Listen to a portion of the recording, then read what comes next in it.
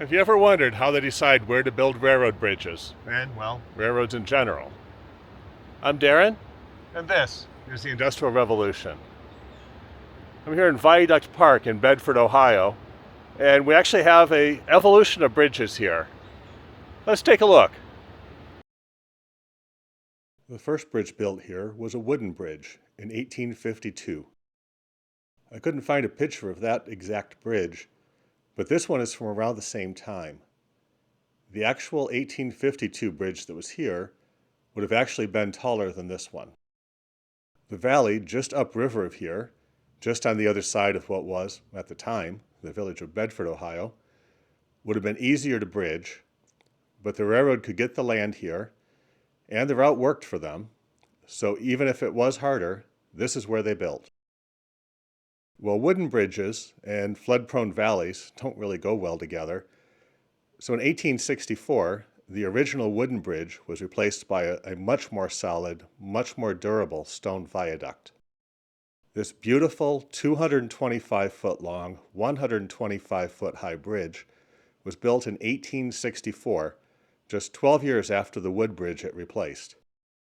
It had 4 very tall arches spanning the Tinker's Creek Gorge.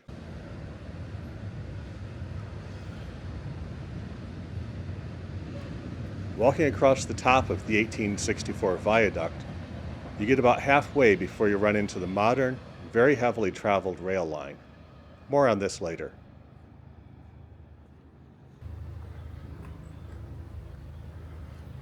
I was originally here in the summer to film, but as you can see, during the summer, the historic features of the park can be a little hard to make out, so I came back in the winter.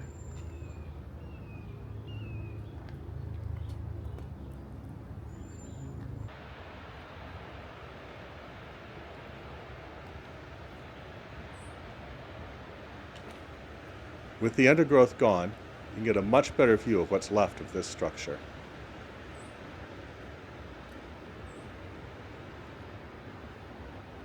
Even half buried, and no longer carrying train traffic, the 1864 Tinker's Creek Viaduct still earned a place on the National Register of Historic Places in 1975.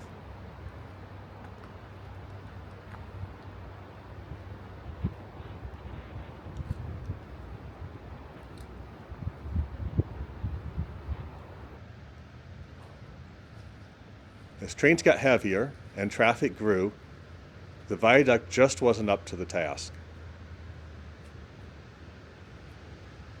They needed two-way traffic across the gorge.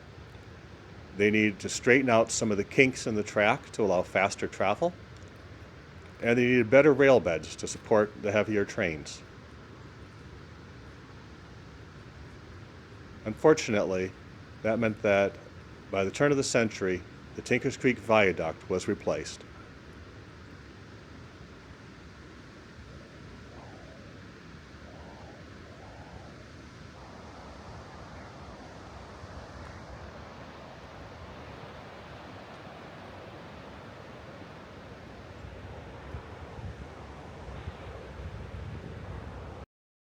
Construction began on what was to become known as the Arch. Completed in 1901, instead of the tall, graceful arch structure of the original stone viaduct, the arch was, instead, built as a single, large stone tunnel to carry the full volume of Tinker's Creek, even at full flood stage, covered with lots and lots and lots of dirt, atop which the rail lines were built.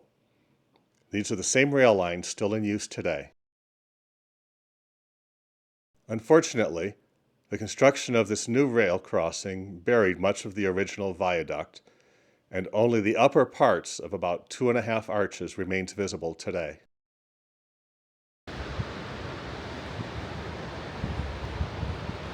Since completion of the arch, Tinker's Creek, just below the Great Falls of Tinker's Creek, as seen from atop the old viaduct, seems to be swallowed up before it even reaches us. Fortunately, we can go down there and see what's actually going on.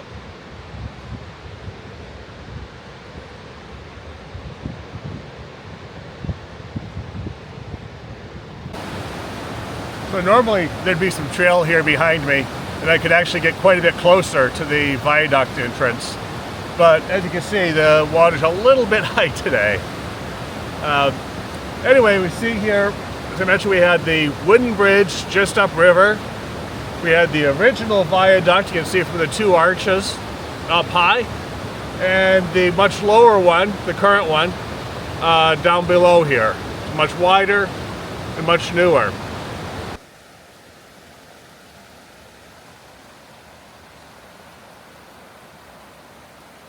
Tinker's Creek flows from the base of the falls, around a couple tight curves, and into the blackness of the arch.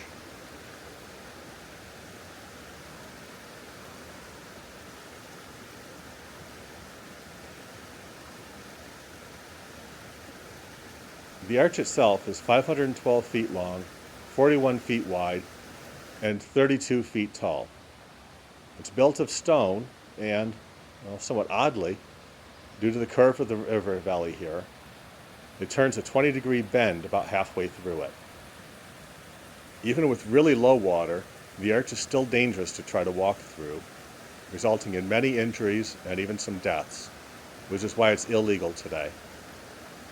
I've been through it years ago, before it was illegal, but I didn't film it. Fortunately, someone else did film it and gave me permission to use the video.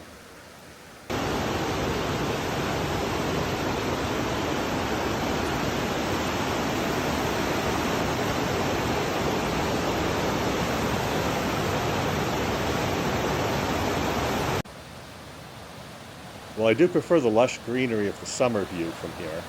In the winter, you can see everything together. The giant arch at the bottom, carrying the river water, with the remaining 2.5 arches of the 1864 viaduct high above it. The modern rail line is atop the embankment, coming in from the upper left, although with no train on it right now, it's a little hard to see. So why is there a railroad here in the first place? You can move upriver just a bit, and you don't have this huge gorge you have to cross over.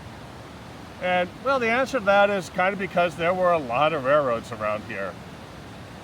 The Ohio and Erie Canal is about 5 miles downriver. That was a major trade route, think interstate highway. You had a lot of water power here. You can see the river flowing here. Just downriver from Great Falls of Tinker's Creek. It's another major drop here in the water. So this is a great place to put mills. Wherever you have mills, wherever you have business, you need to have transportation, and that's why the railroads ended up here. Now, why would you have multiple railroads? Well, the Ohio and Erie Canal was a major trade route. And before railroads were required to allow their competition to use their lines, the railroads would often end up building several, potentially even right next to each other. These could go from the same 2 points, and you'd be competing with each other. Sometimes they were the same gauge, sometimes they were different gauge. Remember in the US, before the Civil War, it was not uncommon to have many different rail gauges that were completely incompatible with each other. And of course, that happened. So we ended up building a wood bridge, a single track stone bridge, a double track larger bridge, widen that out to handle heavier loads, a steel bridge that's maybe a half mile downriver from here. And all of those just to get the same trains from north to south along the canal to keep business moving. So they built where they could, they built where they could get in, they built where there was business and where there was a need for transportation. That's why this is the Industrial Revolution. Before you go, I do need your help. There's 2 things you can do. Number 1 is help YouTube get more people to the channel. Easiest way you can do that, completely free. Hit like on the video, subscribe to the channel, and best of all, you can comment more than just 2 or 3 words. That tells YouTube, this video is good, the channel is good, send more people here. Second thing you can do each of these videos ends up being pretty expensive to actually produce. Obviously it's hours of work for each one, but I also have to actually drive to the locations. And if it's far enough away, I have to spend a night in order to do all the on-location filming that I do for these videos that I think is essential for the videos. If you can help out financially, either with a super thanks, or if you can help out over at patreon.com/industrialrevolution, that'll help me to extend my range even further, get out to more and better sites, and bring you even better videos. Thanks for watching. Look forward to seeing you next time.